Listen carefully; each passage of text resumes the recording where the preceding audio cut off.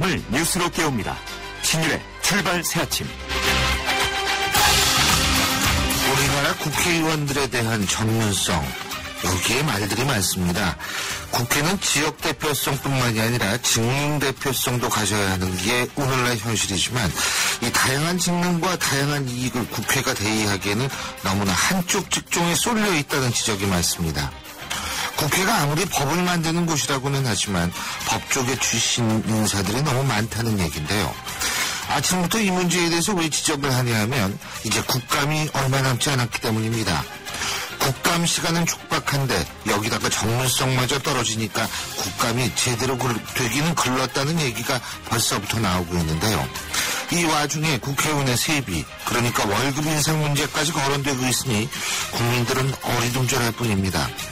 돈 때문에 정치하는 게 아니라 국민 위해서 정치한다면서 자신들의 월급 30% 깎겠다고 여야가 공언한 게 엊그제 같은데 이제는 말하기도 귀찮아집니다. 입만 아픕니다. 신율의 출발 새 아침 오늘 순서 시작합니다.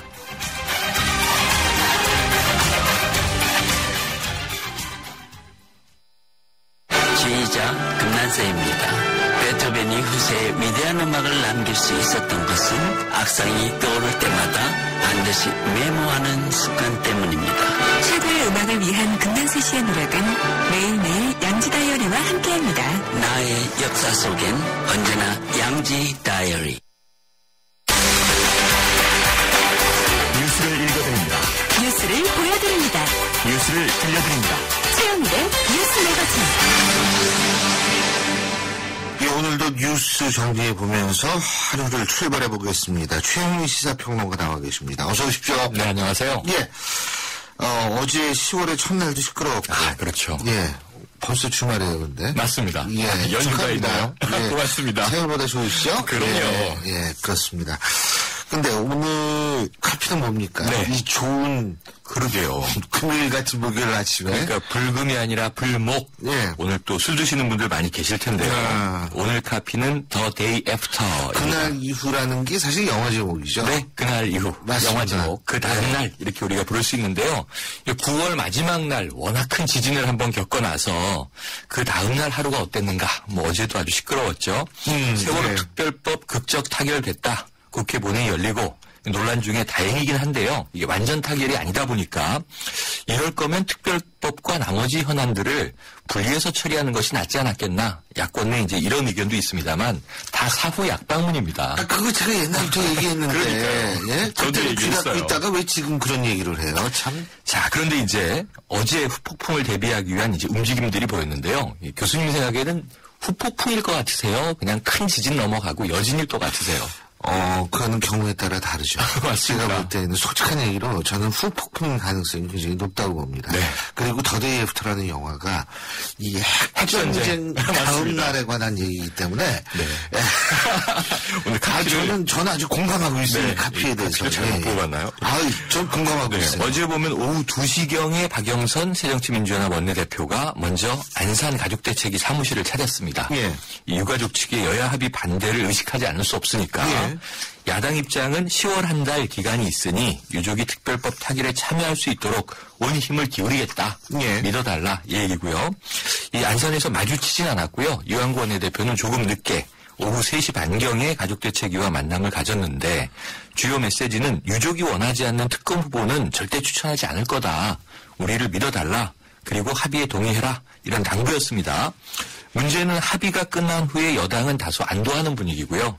야당은 표면적으로든 아니면 그게 이제 실제 마음이든 좀 침통하고 침울한 분위기인데 유족들의 양보가 나온다면 몰라도 한 달간은 어쨌든 여진인지 폭풍인지 계속 이어질 전망입니다. 예. 네, 어쨌든 이 문제도 있지만, 병행 처리 아까 말씀하셨는데, 네.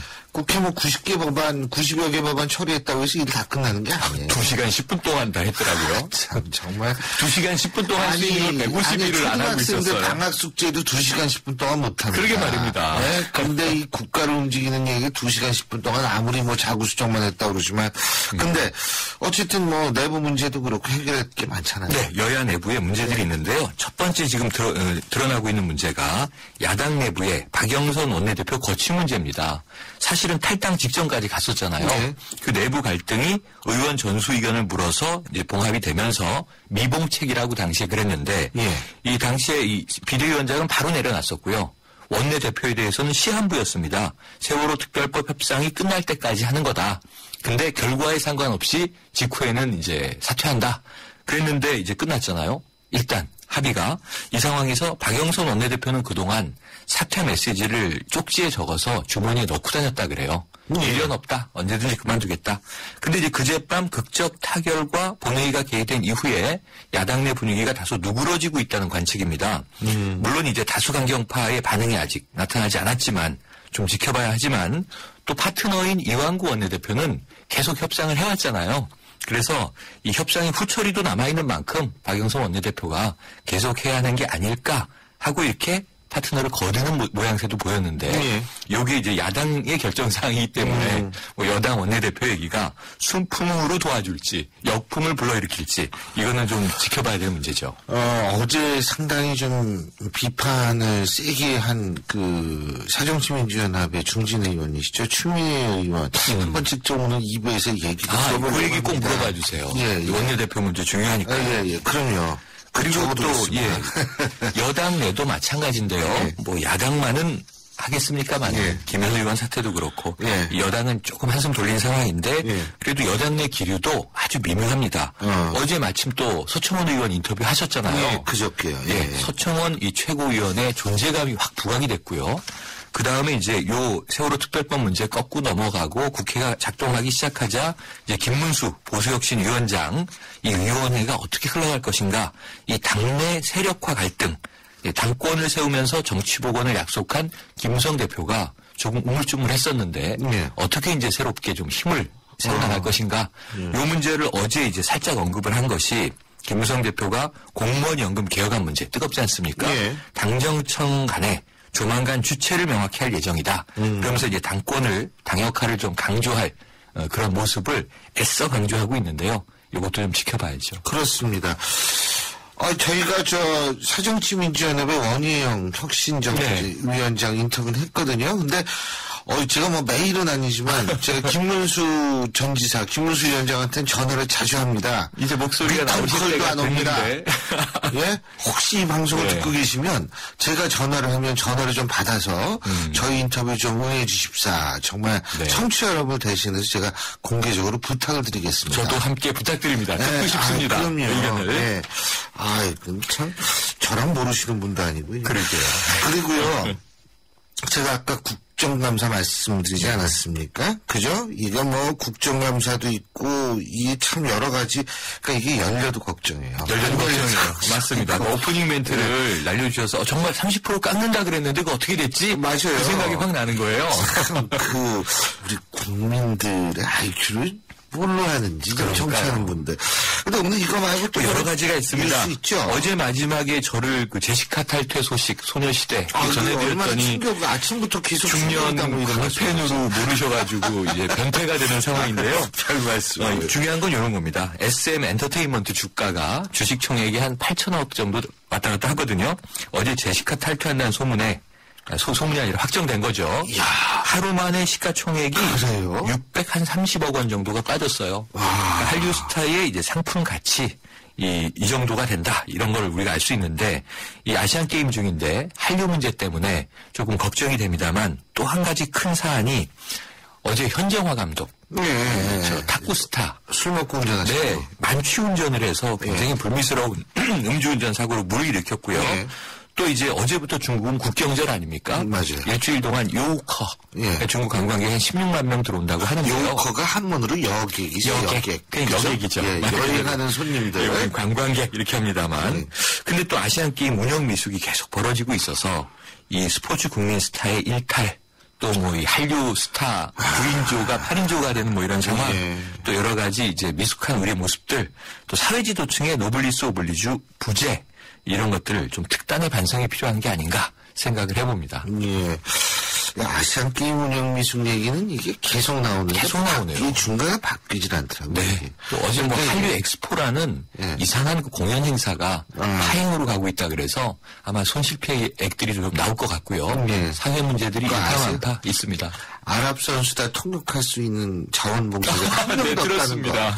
와, 그것도 참 기적적인 얘기예요. 택시 태워서 선수촌에 보내고. 네, 네. 준비를 하는데 어떻게 통역을 한 사람도 배치 안 합니까? 또 통역 자원봉사들이 왔는데 네. 처우가 너무 열악해서 다 집으로 가버렸죠. 혹시 카타르에는 용병들이 많아가지고 무서워서 나 진짜 이해를 못하겠어요. 이게 어떻게 이런 식으로 하는지. 자, 오늘 어떤 노래 할까요? 자, 연예계 괴담. 우리가 하는 건 아닙니다. 네, 예. 연예계 괴담이 10월에 있어요. 예. 왜 그러냐면 오늘 10월 2일이 2008년에 국민스타였던 최진실 씨가 사망한 날이에요. 최진실 씨요. 예. 그래서 이 국민들이 그때 굉장히 충격받았지 않습니까? 이 최진실 씨가 한창 때 주연했던 드라마 질투의 주제가 질투 한번 들어보시죠. 예, 알겠습니다. 어쨌든 이번 10월은 좀 조용하고 무사하고 행복하게 지나갔으면 좋겠습니다. 네. 예, 오늘 말씀 잘 들었습니다. 고맙습니다. 네, 고맙습니다. 예, 지금까지 최영일 시사평론가였습니다.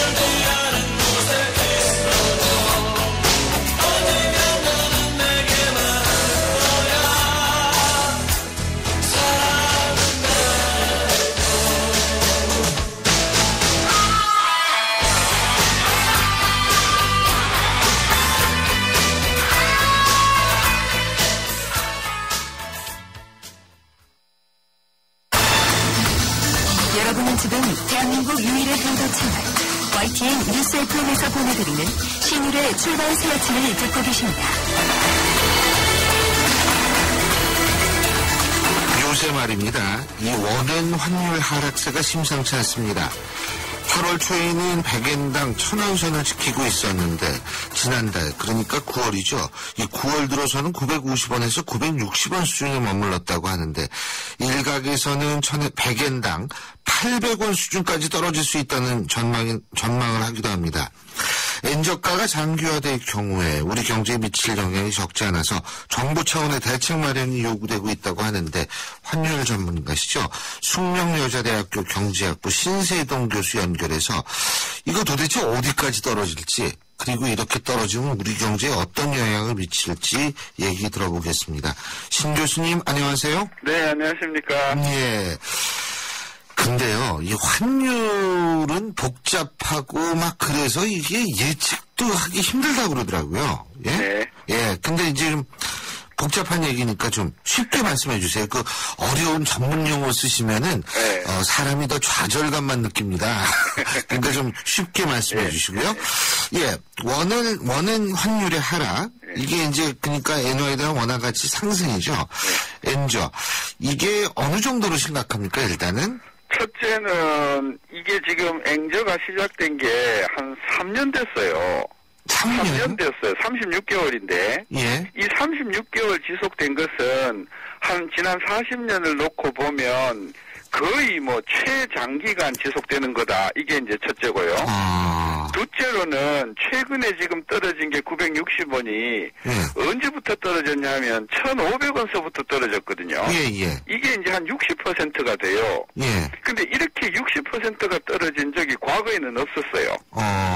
그게 두 번째고요. 예. 세 번째로는 지금 현재 수준이 960원이라고 봤을 때 이것은 2008년도 4월 수준이거든요. 예. 그러니까 거의 한 5년 4개월, 6개월 이내에서는 가장 낮은 수준이다. 아하. 이런 차원에서 최근에 지속되고 있는 이 원행이 여기서 그치면 몰라도 만약에 여기서 더 내려간다 그러면 그동안의 모든 신기록을 다 갱신하는 것이다. 근데요, 일단 일단은 이렇게 떨어지게 된 원인, 아베노믹스, 이른바 돈 막 찍어냈기 때문에 그런 겁니까, 일본이? 61% 떨어진 것을 제가 분석을 해보니까, 예. 한 3분의 2, 40%는 아베노믹스에 의한 앵저 환율, 앵달러 환율이고, 한 20%는 예. 우리나라 원화 환율이 한 1,100원 정도 하던 것이 1,000원대로 떨어지는 것이 그것이 한 3분의 1 정도를 차지했다. 이렇게 볼 수 있겠죠. 예, 그러니까 지금 엔화 환율하고 원달러 환율이 연동돼 있는 거군요. 가만히 말씀을 들어보니까. 그러니까 연동이라기보다는 예. 우리 그 원앵 환율은 예. 원달러 환율 나누기 예. 엔달러 환율이거든요. 분모는 그렇군요. 앵달러 환율이고 예. 분자는 우리 원달러 환율이니까 요 이제 나누어서 하는 나눗셈이 되는 거죠. 예, 제가 이 수학이 약해서 또 이렇게 나오시면. 근데요, 가장 중요한 것은 지금 원엔 환율, 이 부분이 이제 960원. 교수님, 더 떨어질 거라고 보십니까? 가능성이 이제 그 N 달러 환율이 지금 현재 이제 그 109엔, 110엔 고저간인데요. 예. 이게 만약에 그 위로 올라가서 만약에 120엔, 예. 130엔까지 간다고 하면 충분히 더 떨어질 수가 있죠.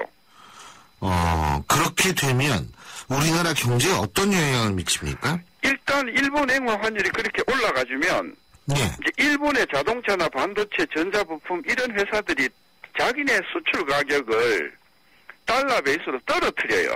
싸게.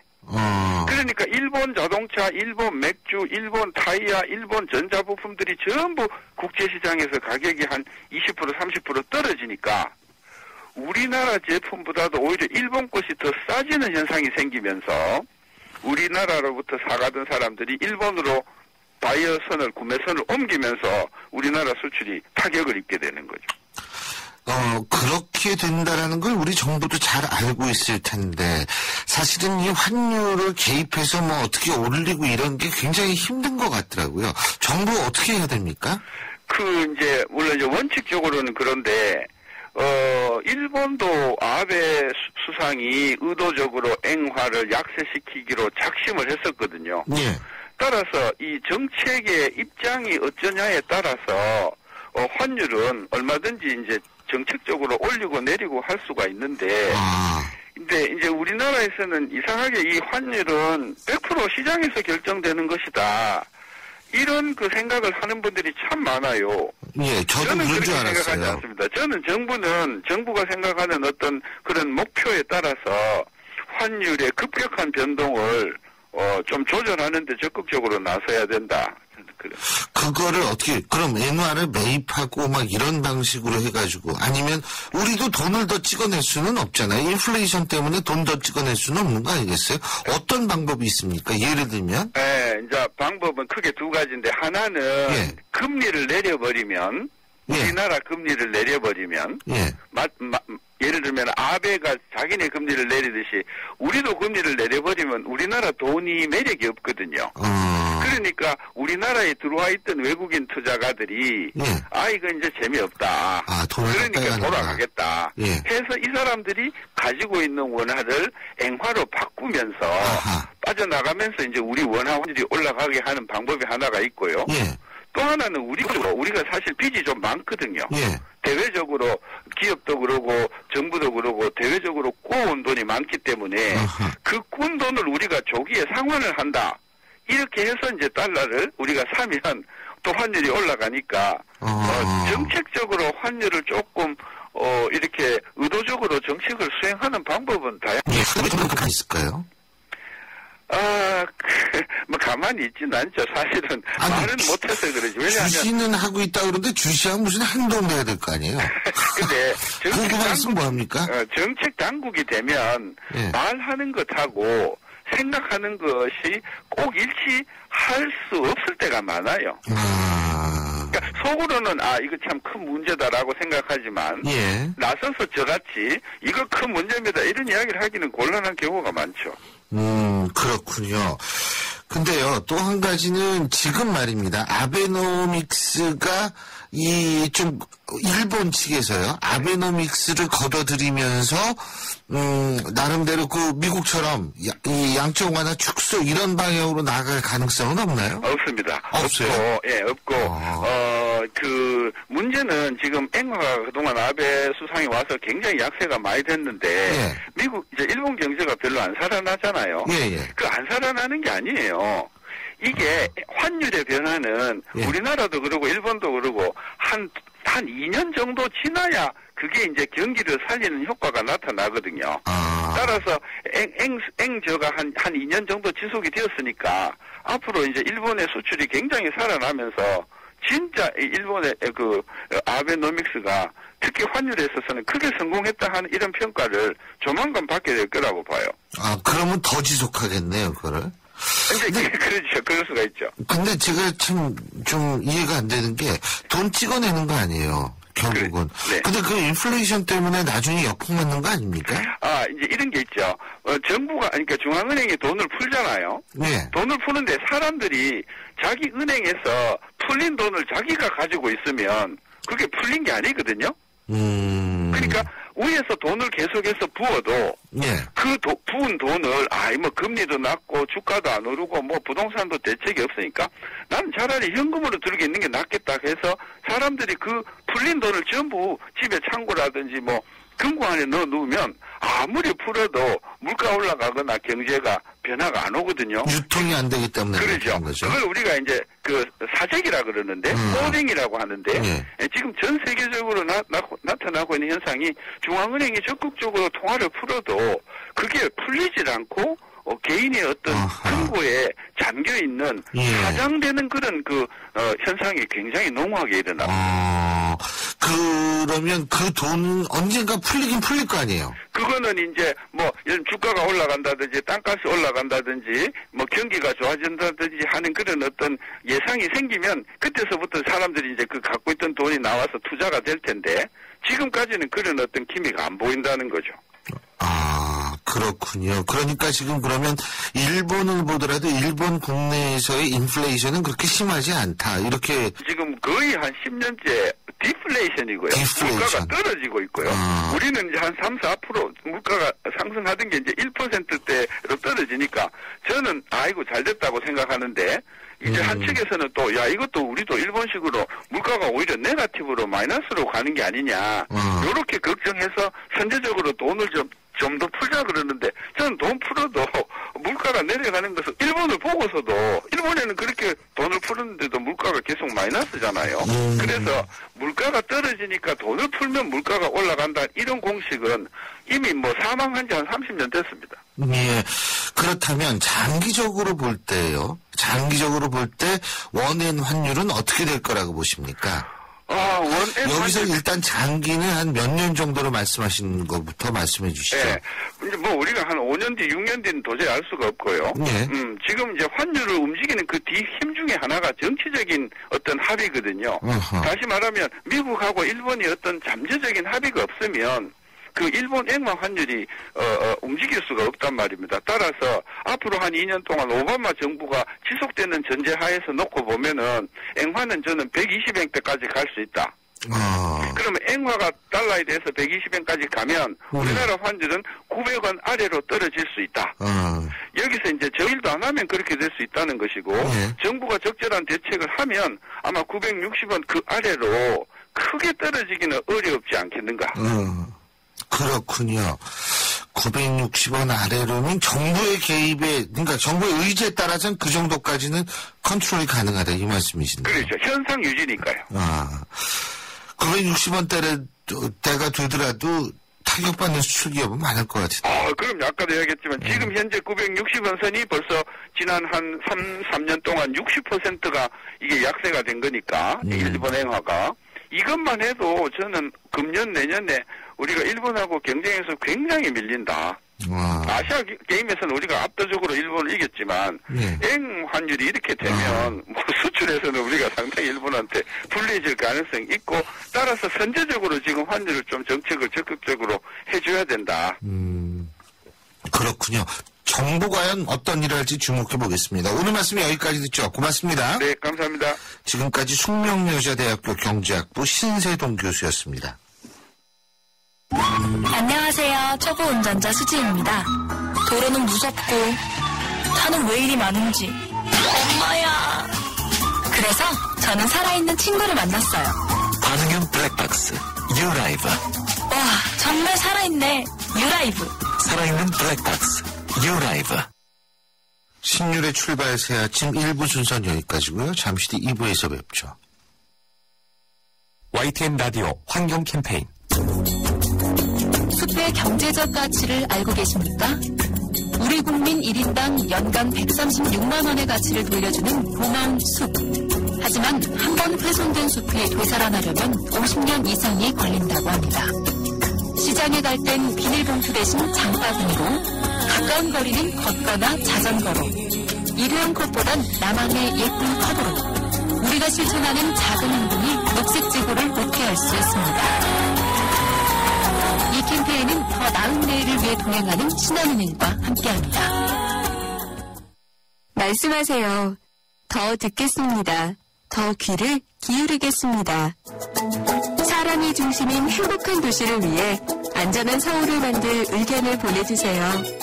생활임금제같이 따뜻한 서울을 만들 지어도, 외국인 관광객을 유치해 꿈꾸는 도시를 만들 묘안도, 초미세먼지를 줄여 숨쉬는 도시를 만들 방법도, 모두 서울시 응답소로 보내주세요. 여러분의 참여로 서울이 한 뼘 더 자랍니다. 시민과 함께, 세계와 함께, 함께 서울 서울특별시.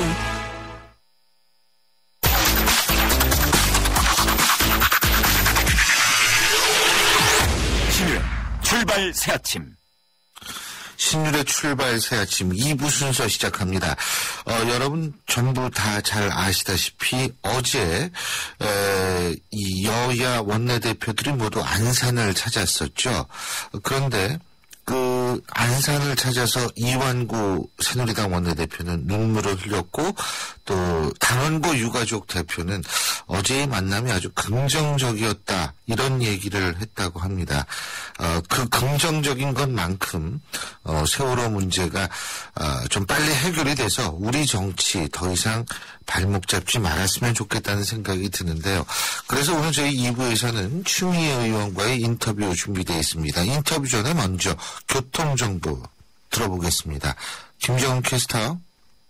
네, 출발새 아침 교통정보입니다. 서울 시내 자동차 전용도로 중심으로 교통량이 상당히 많은데요. 특히 강변북로 구리 쪽으로는 사고까지 발생했습니다.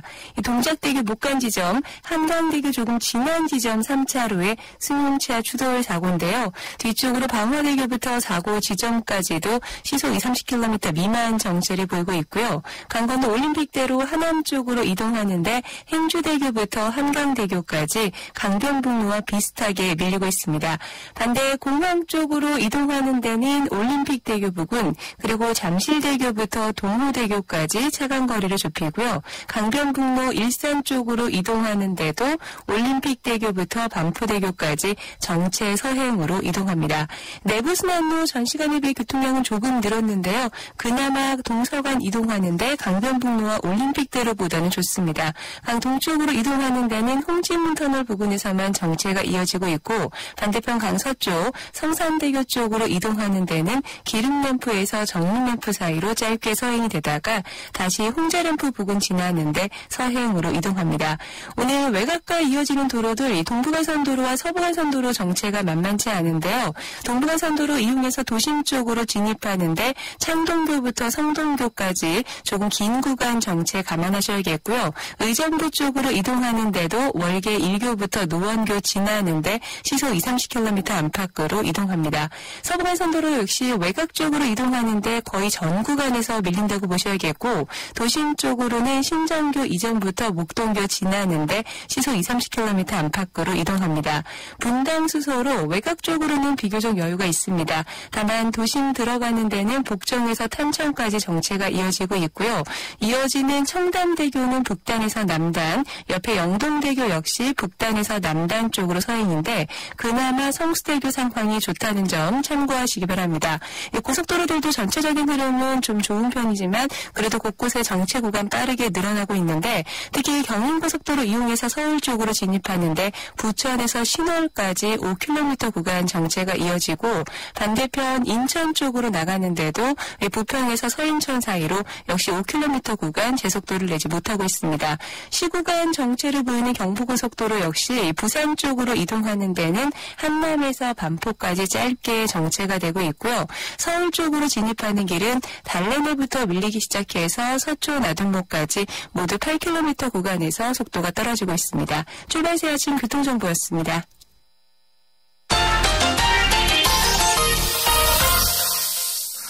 예, 추미애 의원과의 인터뷰를 보내드리려고 했습니다만 이 추미애 의원이 지금 전화를 받지 않습니다. 저희가 어제 7시 30분경에 인터뷰를 하겠다고 약속을 했는데 무슨 급한 일이 있는지 모르겠지만 지금 전화를 받지 않아서 저희가 지금 계속 시도를 하고 있습니다. 그런데 지금 현재 만약에 전화가 안 되면 일단은 3부 정도에 보내드릴 수밖에 없지 않을까라는 생각이 듭니다. 정말요. 약속이라는 건 굉장히 중요하다고 생각합니다. 물론 워낙 바쁘셔서 약속을 잊어먹을 수도 있겠습니다만 일단 그래서 저희가 먼저 이 스포츠 소식을 먼저 전해드리려고 합니다. 요새 아시안게임 굉장히 여러분 많이 화제에 올리시죠. 어제도 보면 우리나라 우생순이라고 불리우는 우리 생애 최고의 순간이었죠. 우리나라 여자 핸드볼 팀이 일본을 꺾는다기보다도 너무 원사이드한 게임이었어요. 어제 제가 보니까 일본을 꺾고서 우승을 차지하지 않았습니까? 금메달을 땄습니다. 그리고 우리나라 여자 농구팀도 결국 일본을 이겼는데요. 제가 왜 지금 말에 약간 떠들었느냐. 스포츠 소식을 전해드리려고 했는데 다시 바꿔야겠습니다. 이게 하나가 틀어지면요. 계속 이렇게 틀어지게 돼 있습니다. 그래서 저희가 원래 3부에 준비했던 작심 인터뷰 지금 전해드리겠습니다. 여러분들 소원을 빌다라는 이런 거 소원 많이 비시죠. 바로 make a wish, 영어로 얘기하면 이렇게 될 텐데요. 난치병 어린이들의 소원을 들어주는 재단의 이름이기도 합니다. 지난 8월에는 삼성 라이온스와 SK 와이번스 경기에서 생후 8개월 때 망막무세포증이라는 난치병으로 한쪽 눈을 잃고 지금은 모든 시력을 잃은 민서군이 시구를 했었는데요. 민서군이 이승엽 선수를 만나고 싶다는 소원을 바로 make a wish에 전달을 해서 이루어진 일이라고 합니다. 힘들게 병마와 싸우고 있는 이 난치병 아이들에게는 산타 할아버지나 알라딘 램프, 지니와 같은 존재일 것 같은데요. 오늘 메이커 위시에 대해서 자세히 알아보겠습니다. 지금 메이커 위시에 계신 분이죠. 이광재 메이커 위시 사무국장 전화 연결합니다. 이 국장님 안녕하세요. 예, 안녕하세요. 예. 고맙습니다. 이렇게 갑자기 좀 땡겨서 인터뷰를 하게 됐는데 응해 주셔가지고 고맙습니다. 아닙니다. 감사합니다. 예. 저희 메이커 위시의 작은 소원을 이루어주신 거예요. 지금 우리 이 국장님 하셨는데 완전히 이게 다 엉켜버릴 뻔했는데 먼저 말입니다. 메이커 위시 이 단체가 어떤 계기에서 생겼습니까? 예, 잠시 소개해드리면 1980년대 미국에서 백혈병을 앓고 있던 크리스라는 아이가 있었어요. 예. 그 아이가 당시 생이 얼마 남지 않은 상황에서 경찰관이 되고 싶은 간절한 소원을 가지고 있었거든요. 예. 근데 당시 이웃들과 경찰관들의 도움으로 하루 동안 경찰이 되는 선서도 하고 경찰차를 타고 범인도 잡고 헬기도 타고 다니는 그러한 체험을 했다고 해요. 그리고 나서 아이는 이제 사흘 후에 하늘나라에 갔는데 마지막 유언을 하기를 엄마 내가 경찰관 됐으니 슬퍼하지 마세요. 내가 하늘나라에서 엄마를 지켜줄게요 라는 마지막 유언을 남겼다고 해요. 그 이야기를 들은 너무 많은 사람들이 감동을 받았고 당시부터 아픈 아이들의 소원을 들어주는 운동을 시작하게 된 것이 메이커 위시의 시작이었습니다. 지금은 전 세계 38개국에서 34만 명의 아이들의 소원을 이루어주는 소원 성취 전문기관이 되었습니다. 그렇군요. 그러면은 우리나라에 메이크업 위시가 들어오게 된 거는 언제입니까? 2002년 11월 달 저희 창립 100일대를 가졌고요. 예. 당시에 광주에 사는 아이가 미국에 가는 소원을 이루게 되면서 시작하게 되었습니다. 예. 그럼 2002년이요? 예, 맞습니다. 그러면은 꽤 오래됐네요. 네, 그렇습니다. 지금 그러면은 메이크업 위시는 어떤 방식으로 운영됩니까? 제 얘기는 뭐냐면 사람들의 기부에 의해서 운영이 되는 건가요? 예, 작은 기부든 네. 예. 말씀하시죠. 메이크업 위시 재단은 재원은 전부 다 후원금으로 이루어지고 있고요. 그리고 예. 아이들을 대상으로 하고 있는 아이들은 생명을 위협하는 난치병을 앓고 있는 만 3세에서 18세 이하의 아이들만이 대상이 되는데 아이들이 소원을 접수하게 되면 재단에서 활동하는 약 1000명 이상의 봉사자들이 팀을 이루어서 아이를 만나는 일부터 시작을 해요. 그래서 아이들의 이야기를 들어주고 친구가 돼서 그 아이의 마음속 간절한 소원을 한 가지 찾아서 이루어지게 되는데 저희가 갖고 있는 미션이나 가치는 장기간 투병 생활하다 보면 아이들이 지칠 수 있잖아요. 예. 그래서 소원 성취를 통해서 그 희망을 회복하고 병가 싸서 이겨내는 기적을 만드는 그런 일들을 하고 있습니다. 그렇군요. 그러니까 일단은 한 1000명 되는 자원봉사자분이 네. 메이크업 위시 측에 난 이런 소원이 있습니다라는 난치병을인가 얘기를 하면 가서 면담을 하고 소원을 네. 들어서 그 소원을 이루어질 수 있도록 연결을 해주고 노력을 하는 거군요. 예, 맞습니다. 그 1000명이라는 분들이 전국에 흩어져서 활동을 하고 있고 예. 약 5명, 6명씩 팀으로 활동을 하고 있거든요. 그래서 한 팀에 한 명씩 배정을 해서 계속해서 활동하는 분들이 많이 계십니다. 그렇군요. 근데요, 들어주고 싶어도 못 들어주는 소원이 있을 것 같아요. 예를 들면 달나라에 가고 싶다라든지, 어린이들이니까 얼마든지 가능하지 않습니까? 그죠? 예, 맞습니다. 100% 이루어지는 건 아니죠. 사실 저희는 아이들에게 정말로 최고의 감동을 주기 위해서 아이들이 원하는 모습 그대로 이루어주기 위해서 최선을 다하고 있습니다. 근데 현실적으로 어려운 점들도 많이 있는데요. 특히 누군가를 만나고 싶다라는 소원은 만나고자 하는 분이 허락해주지 않으면 만날 수가 없거든요. 예. 그리고 아이들의 의료적 상태가 달라서 소원을 이루기 위해서는 오래 기다려야 하는데 그게 불가능할 수도 있고 또 면역이 안 좋거나 건강 상태가 안 좋아서 불가능한 그런 소원들도 있습니다. 네, 그리고 또한 아이들 소원을 이루는 데는 많은 비용도 들기 때문에 그 재원도 역시 많이 필요하고요. 그 재원 같은 경우에도 기부에 의해서 되는 거죠? 예, 맞습니다. 그렇군요. 지금 기부들 많이 하십니까? 예전에는 난치병 아동들에게 소원을 들어준다고 하면 일반적인 생각들이 아이들한테 치료비가 중요하지 그런 정서적 지원이 무슨 의미가 있나라는 얘기들 많이 하셨거든요. 근데 지금은 굉장히 많이 공감들도 하고 계시고 실질적으로 소원을 이루고 건강을 회복한 아이들을 많이 만나게 되면서 점차 확대되고 있는 상황에 있습니다. 그렇군요. 지금 후원하시고 싶은 분은 어떻게 해야 돼요? 재단 전화번호가 02-3452-7474 02-3452-7474번이거든요. 02-3452국에 7474번 02-3452-7474에 전화를 하시면 이 얘기를 할 수가 있는 거죠. 의도로. 예, 그렇죠? 맞습니다. 아이들이 주로 어떤 소원합니까? 아이들의 소원은 정말 아이들 수만큼이나 참으로 다양하거든요. 근데 이제 그 중에 비교적 인기가 많은 소원은 아이들이 치료 때문에 장기간 병원에서 홀로 보내는 시간들이 많아요. 그러다 보니 노트북이나 이런 전자제품을 갖고 싶어하는 아이도 많고요. 또 병실에서만 몇 년씩 보내다 보니까 병실 밖을 나와서 비행기를 타고 가족들과 같이 여행 가고 하고 싶어하는 아이들도 많이 있습니다. 근데 그런 소원들만 있는 건 아니고요. 그 외에도 많은 소원들이 있는데 저희가 만났던 아이들 중에는 외교관이 꿈이었던 아이가 반기문 유엔 사무총장님을 만났던 아이도 있고요.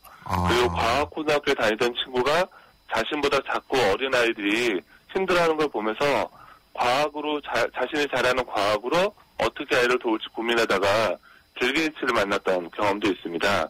또한 최근에는 만화 속의 주인공이 되어보고 싶거나 공주가 돼서 무도회를 열어보고 싶어하는 그런 정말 어린이와 같은 그런 소원들도 참 많이 있습니다. 반기문 사무총장을 만나게 한다든지 빌 게이츠를 만나게 하는 거, 이거 섭외가 참 힘들 텐데요. 저희는 섭외를 해도 이렇게 섭외가 어그러지지 않습니까? 예. 네. 그거 어떻게 하세요? 이제 국제적인 저희가 38개국에 있기 때문에 서로 협업도 많이 하고 있는데, 예. 무엇보다도 저희가 아이들에 대한 진정성이 있고 그 아이들이 포기하지 않으면 저희들도 그 소원을 이루는 마음들을 포기하지 않거든요. 그러다 보니까 이 진정성이 전달이 되고 많은 분들이 동참해주고 계십니다. 아, 그렇군요. 빌 게이츠가 가장 기억에 남는 소원은 어떤 거, 이루어주신 소원 중에서 그건 어떤 게 있습니까? 가장 기억에 나는 아이들, 정말 저희가 하루에 한 명 이상 소원을 이루고 있기 때문에, 예. 사실 굉장히 많은 아이들이 생각이 나거든요. 예. 그리고 지금 여태까지 한 2,800명 이상 아이들 소원을 들어줬고요. 근데 이제 가장 기억에 남는 한 가지 소원을 꼽으라고 한다면, 그 소원을 일반적으로는 보통 자신을 위해서 사용하게 되는데, 이 아이 같은 경우는 자신이 아닌 다른 사람을 위해서 소원을 이루었던 아이들이 있거든요. 그 중에 한 아이를 소개해드리면, 그 아이는 이제 고륙종이라는 암을 앓고 있는 14살 된 여자아이였습니다. 근데 이 아이는 자신을 위해서 소원을 빈 것이 아니라 그 아프리카에 식수가 없어서 고통받는 어린 친구들에게 깨끗한 물을 선물해 주라는 것이 그 아이의 소원이었어요. 그래서 그 아이랑 어떤 나라에 어떠한 방식으로 그 깨끗한 물을 선물할 것인지 많은 이야기를 나누었는데 당시 결정한 것이 아프리카 탄자니아에 아이의 이름을 딴 희망의 음물을 선물했거든요. 그래서 그 지역에서 한 500명의 그 식수 문제를 해결해줬던 기억이 있습니다. 근데 이 아이가 갖고 있는 그 아름다운 마음 때문에 유달리 더 기억에 남는 것 같습니다. 그렇군요. 제가 볼 때에는 지금 하시는 일이 다른 사람이 볼 때에는 어마어마한 일은 아니라고 생각할지 모르지만 제가 볼 때에는 인간의 존엄성과 인간의 삶에 대해서 가장 큰 일을 하고 계시는 분들이라는 느낌을 갖습니다. 앞으로도 많은 분들의 동참이 있길 바라겠고요. 다시 한번 제가 말씀드리겠습니다. 메이크 어 위시, 난치병 어린이들 소원 들어주는 단체죠. 관심 있으신 분들 지역번호 02-3452-7474 지역번호 02-3452국에 7474번으로 전화하시면 됩니다. 오늘 말씀 잘 들었습니다. 고맙습니다. 네, 감사합니다. 예, 지금까지 메이크 어 위시의 이광재 사무국장이었고요. 저희가 메이크 어 위시 인터뷰를 준비한 이유, 요즘 뉴스들이 너무 절망적이기만 해서 아이들의 작은 소원이 이루어지는 것처럼 우리의 작은 소원도 이루어졌으면 하는 그런 바람을 가져서였습니다. 그리고 너무나 이 아픈 기억들, 힘든 일들만 계속 발생하기 때문에 사실 우리의 아픔과 힘을 어떤 기억을 좀 나누듯이 우리도 다른 이 아픈 어린이들 좀 돕고자 하는 그런 의도에서 인터뷰를 마련한 겁니다. 최신폰 살 때 요금제는 약정은 분실보험은 고민하지 말고 클럽티 주세요 라고 한마디만 하세요. 음성 데이터 무제한 1년마다 최신폰 교체 분실보험까지 평생 최신폰 보장 프로그램 클럽티. 잘생겼다 SK텔레콤. 자세한 내용은 홈페이지 참조.